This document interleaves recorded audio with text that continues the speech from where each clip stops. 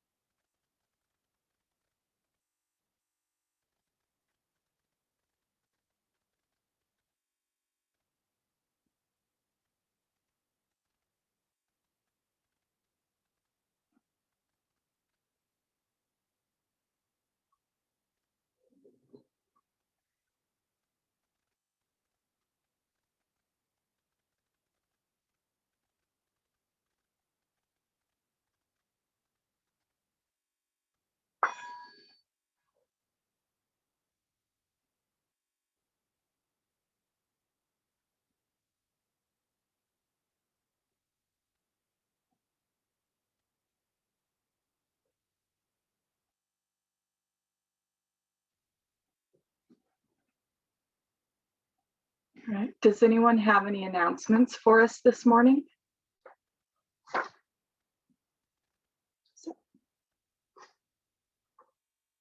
The chalice is a symbol of Unitarian Universalism. The flame of chalices that are lit around the world represents a faith in action. If you would like to join me in the chalice lighting words that are in the order of service or up here in the chat, please feel free to.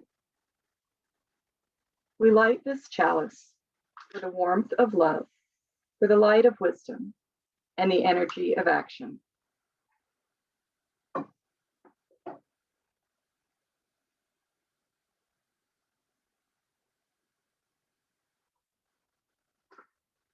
Now I have some opening words for you. If you'd like to follow along with them, they're in the chat. Someday, men and women will rise. They will reach the mountain peak. They will meet big and strong and free, ready to receive, to partake, to bask in the golden rays of love. What fancy, what imagination, what poetic genius can foresee the potentialities of such a force in the life of men and women? Emma Goldman. All right, now it's time for our first song.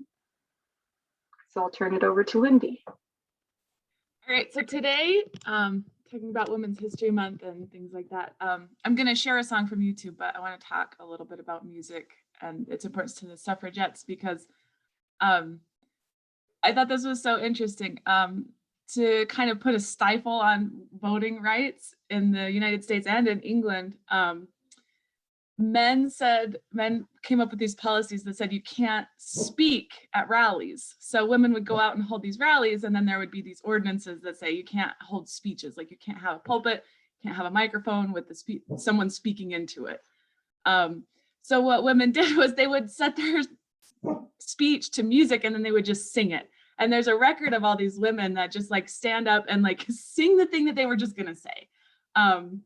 So I was gonna try to do one of those, but they're really hard because it's just like, almost like stream of consciousness set to music.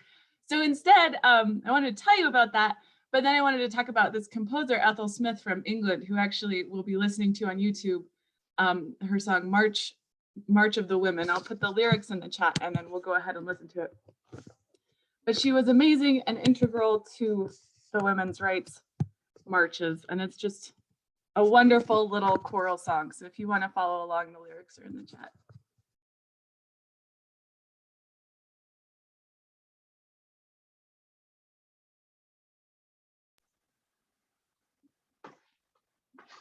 Thank you, Andy.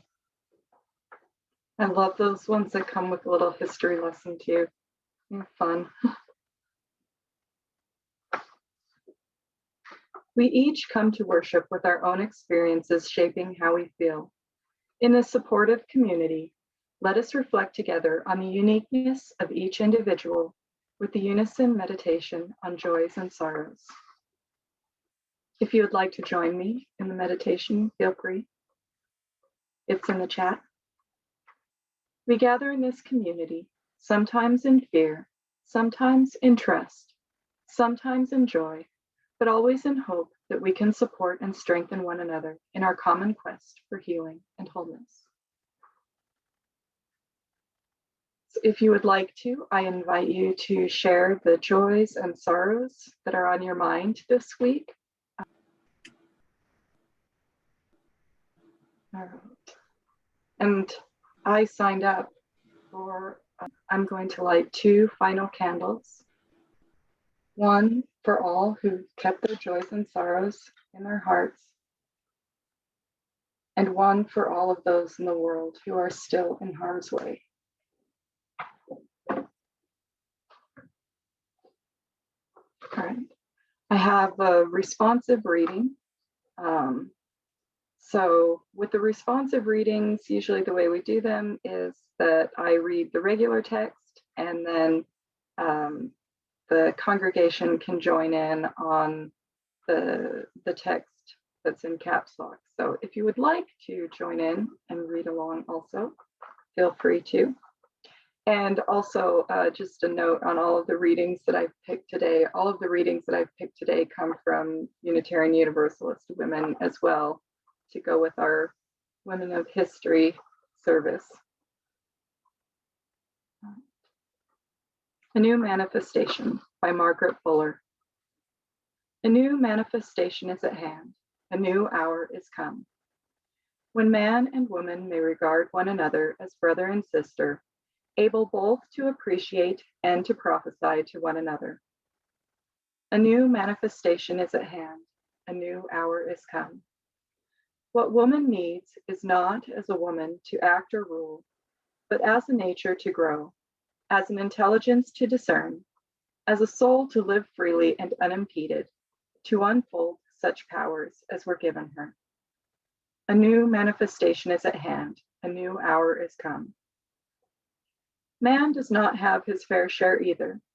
His energies are repressed and distorted by the interposition of artificial obstacles. A new manifestation is at hand. A new hour is come. We would have every arbitrary barrier thrown down. We would have every path laid open to woman as freely as to man.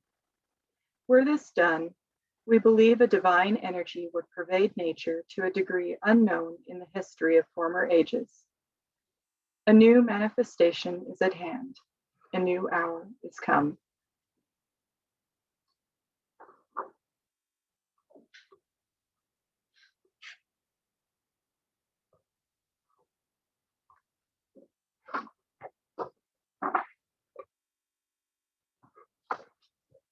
So today I'm giving basically a little history report on UU women from history who have made contributions to society and to the world. Most that I'm talking about today have made contributions in the social justice arena, as for Unitarian and Universalist, because the majority of them, they were from before the two were joined together. So social justice has been topmost on Unitarian Universalist minds and what we've worked towards for so very long. Right. The first person I'm going to talk about is Judith Sargent Murray.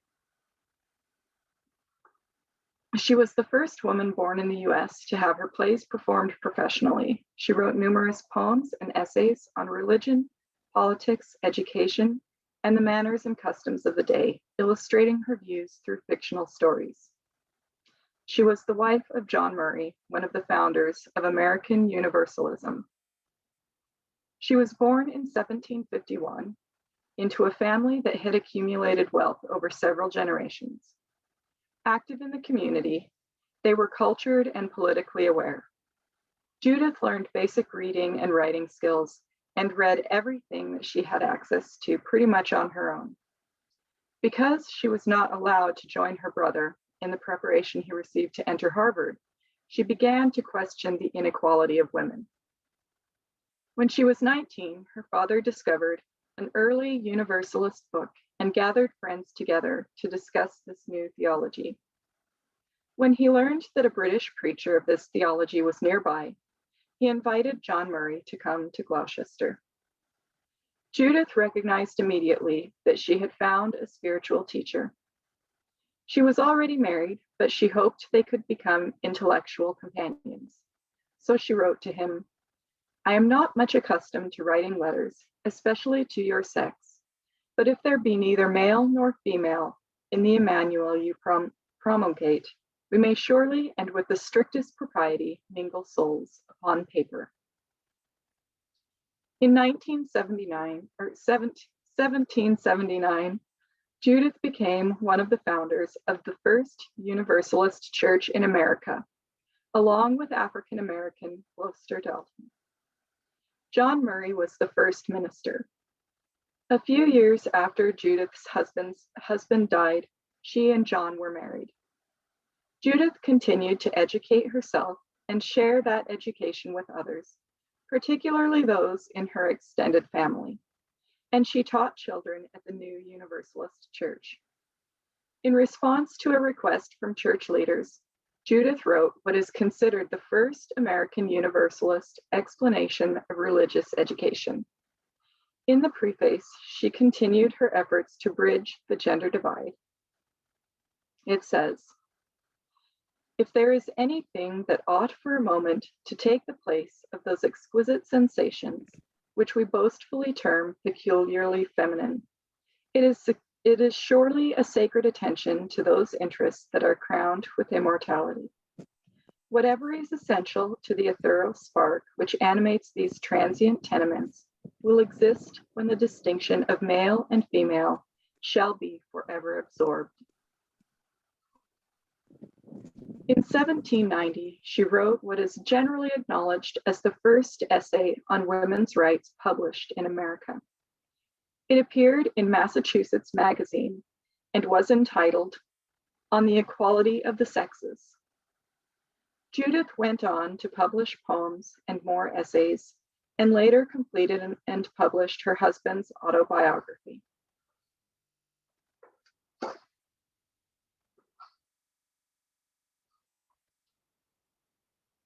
Next up is Margaret Fuller. Margaret Fuller was an author, editor, critic, teacher, feminist, and revolutionary who played a key role in the Transcendentalist movement. She served as a war correspondent and wrote about poor conditions in prisons and mental hospitals for the New York Tribune. She was born in 1810 to an educated and politically active family. They were not wealthy, but were among the early Unitarians. Margaret's father was elected to the Massachusetts Senate when she was 3 years old. By then, he was already teaching her to read. By age 5, she was learning arithmetic and English and Latin grammar. Although she only attended school sporadically, she gained an excellent education, directed first by her father and then by her own quest for knowledge. She began teaching her younger siblings and later tutored young men preparing for Harvard. Quite an achievement in an era when education for girls was considered highly questionable. Among Margaret's close friends were several men who were studying for Unitarian ministry at Harvard and others who were already established writers and thinkers. Her deeply personal and intellectual conversations with them helped them shape their ideas, but because of her gender, she struggled to find her voice and her vocation. Her struggle led her to invent new forms for herself and others. Recognizing the lack of opportunities for women, she created new educational opportunities she called conversations. These gatherings encouraged women to read, think, and articulate their ideas in an era when they were not supposed to have their own thoughts or speak in public. In so doing, she empowered the next generation of women writers and leaders.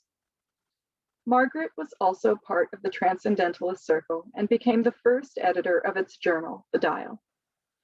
In this work, she joined with luminaries like Ralph Waldo Emerson, Henry David Thoreau, Elizabeth Peabody, and Theodore Parker to create the first major new philosophical and spiritual movement in America. But her most famous contribution was the book she wrote called Women in the 19th Century. Published in 1845 by Universalist Horace Greeley, this small volume found its way to upstate New York, to the women who 3 years later called the first Women's Rights Convention in Seneca Falls. Later, Susan B. Anthony and Elizabeth Cady Stanton, leaders of the women's suffrage movement, wrote that Margaret Fuller possessed more influence on the thought of American women than any woman previous to her time.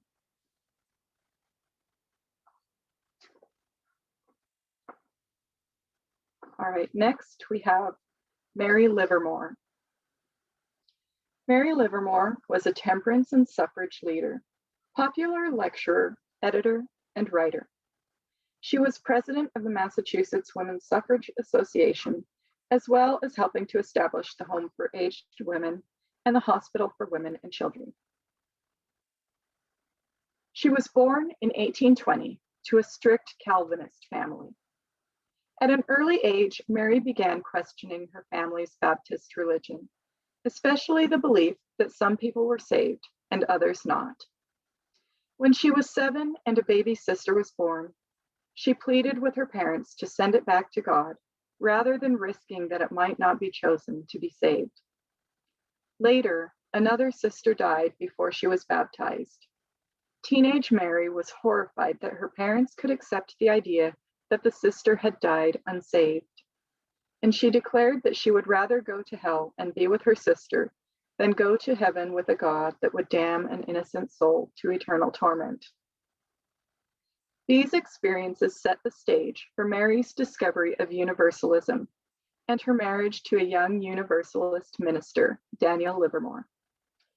Together, they served several Massachusetts parishes before moving to Chicago, where they co-edited the New Covenant, a Universalist social reform journal.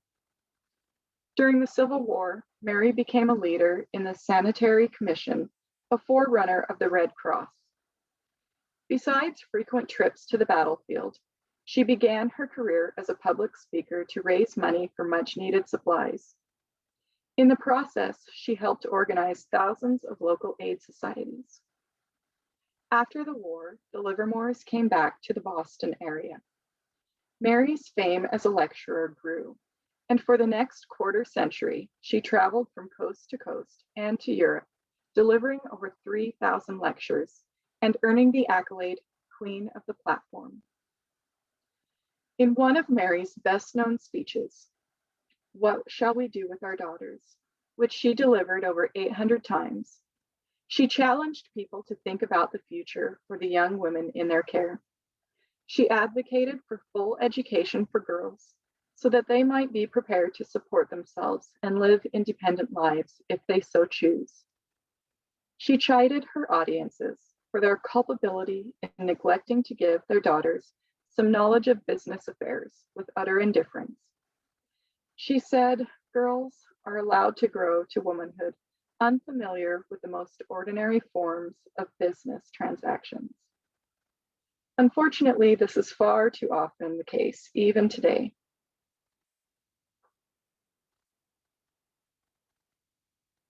All right, next we have Cecilia Payne Gaposchin. Cecilia Payne Gaposchin was the first woman to receive tenure and the first to chair a department in the Faculty of Arts and Sciences at Harvard University. An astronomer, she discovered that hydrogen is millions of times more abundant than any other element in the universe. Along with many more scientific breakthroughs, she also taught Sunday school at First Parish in Lexington, Massachusetts, during a time when the sciences were even more dominated by men than they are today. Her persistence and brilliance made incredible strides for women in the field. She was born in 1900 in England. Her scientific career began with a scholarship to Cambridge University, where she took a course in physics. Although she completed her studies there, she was not awarded a degree, as Cambridge did not grant degrees to women until 1948. Later, she moved to Massachusetts to pursue a doctoral degree in astronomy. Her 1925 thesis, entitled "Stellar Atmospheres," was famously described by astronomer Otto Struve as the most brilliant PhD thesis ever written in astronomy. By calculating the abundance of chemical elements from stellar spectra, her work began a revolution in astrophysics. When Cecilia Payne began her study of stellar spectra, scientists believe that the relative abundance of elements in the atmospheres of the sun and the stars was similar to that in the Earth's crust. Payne had a better knowledge of atomic spectra than most astronomers at the time. She concluded that, unlike on Earth, hydrogen and helium are the dominant elements of the sun and stars. Her discovery of the true cosmic abundance of the elements profoundly changed what we know about the universe. The giants, Copernicus, Newton, and Einstein, each in his turn, brought a new view of the universe. Payne's discovery of the cosmic abundance of the elements did no less. On completing her doctorate, after considering other opportunities, she decided to stay on at Harvard. At the time, advancement to professor was denied to women at Harvard, so she spent years in lesser, low-paid duties. She published several books, including The Stars of High Luminosity, Variable Stars, and Variable Stars and Galactic Structure. Finally, in 1956, she achieved 2 Harvard firsts. She became the first female professor and the first woman to become a department chair. Her obituary read in part, "Cecilia Helena Payne Gaposchin, a pioneering astrophysicist and probably the most eminent woman astronomer of all time, died in Cambridge, Massachusetts on December 7, 1979. In the 1920s, she derived the cosmic abundance of the elements from stellar spectra and demonstrated for the first time the chemical homogeneity of the universe."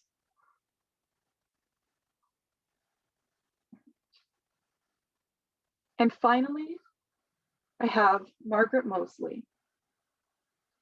Margaret Moseley was born in 1901 and graduated from high school in 1919. She was denied entrance to every nursing program in Boston because of her race.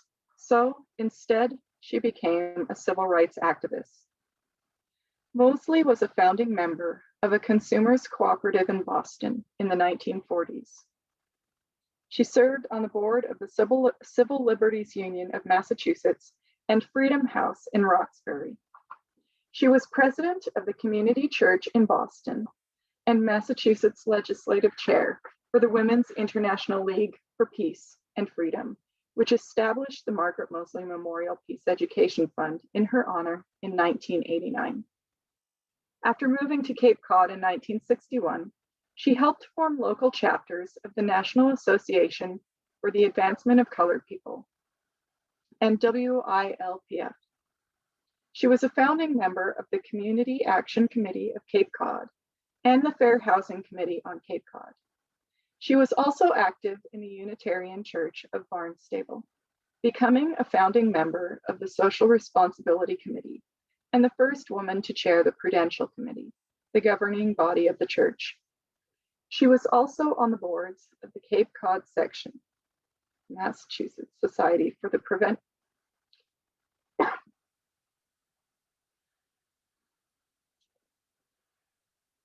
Just a minute.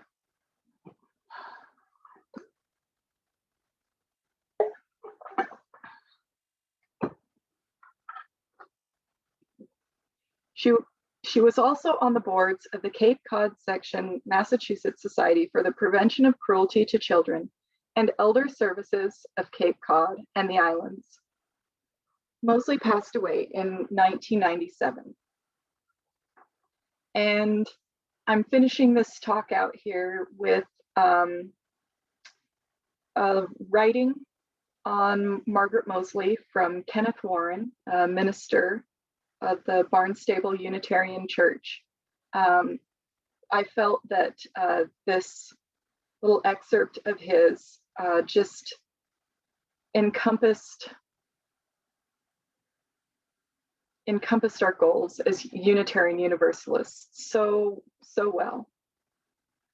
All right, it says, I met Margaret when she and her husband Emerson moved to Cape Cod. We very soon became acquainted because we shared so many interests and concerns. We worked for the same causes, not only in the church, but also in the NAACP, the Fair Housing Committee, the Community Action Committee, the Peace Movement, and various groups, organized and ad hoc, local and global.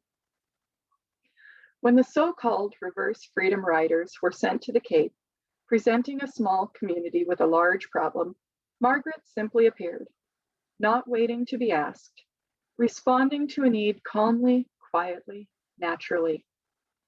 Not only her labors, but also her advice and counsel, wisdom gleaned from previous experience, were invaluable. I and innumerable others learned through the years that this was her personality, her character, her way of life. Wherever she happens to be, she stands against and speaks against prejudice and injustice, stands for and speaks for human rights and human dignity, and always she speaks and acts nonviolently. She holds rational convictions with fervent emotion and acts with the courage of such convictions, hence the simplicity and serenity.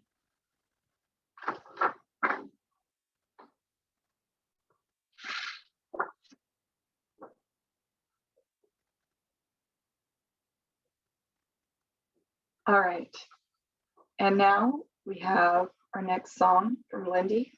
I will turn it over to her. Okay, I'm a little nervous because Ruby's picking up on my nervousness, so she's like dancing around me. It's funny how dogs can just tell. But I've been learning the piano, and this is a really, really simple song to play, so I thought I'd try it. But the weird thing about learning a new instrument is, like, every time you learn an instrument, you also have to learn how to perform on that instrument. Like, there's a weird level of like nerves just from switching instruments that you have to overcome. So probably it's going to be okay. It was great when I practiced it, and we'll see if it goes terribly wrong. Sorry. Here's the song. It's Sarah's Circle. And so it's kind of like it's a very repetitive, kind of hypnotic song. So we'll do, we are dancing Sarah's Circle 4 times, sisters, brothers, all. And then you'll do the next line, here we seek and find our history, the 3 repeats, and then brothers, sisters, all, through to the end, that kind of repeating pattern. Hey, Ruby, leave me alone. I got this. Shoo, shoo.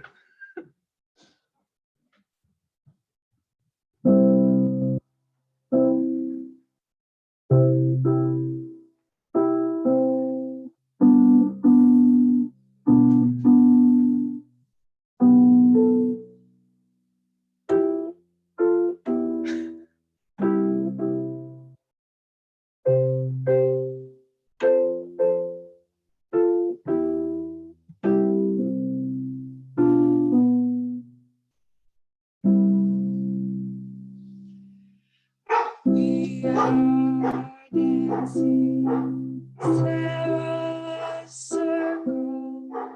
We are dancing Sarah's circle. We are dancing Sarah's circle. Brothers, sisters, all. How does this sound? Okay. Here we seek and find our history. Here we seek and find our history. Here we seek and find our history. Brothers, sisters, all. We will all do our own naming. We will all do our own naming. We will all do our own naming.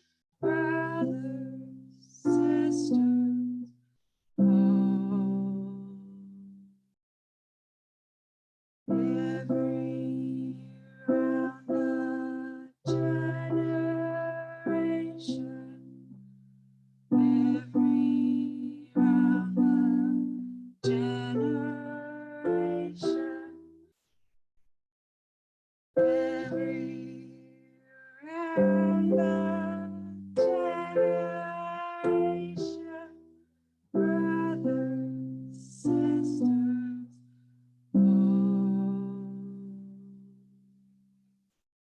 on and on the circles moving, on and on the circles moving, on and on the circles moving, brothers, sisters, all.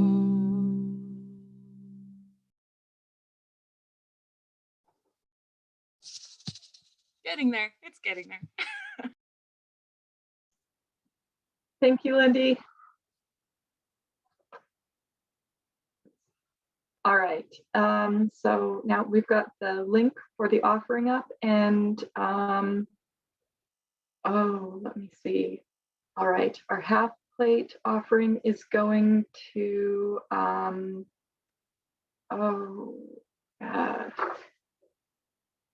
okay, it's, let me see. Does anyone remember the name of the group that our half plate offering is going to right now? Is it still going to the interpretive center, BOO guy? Okay, I believe so. I believe it is still going there until the end of this month, I think. All right. Right.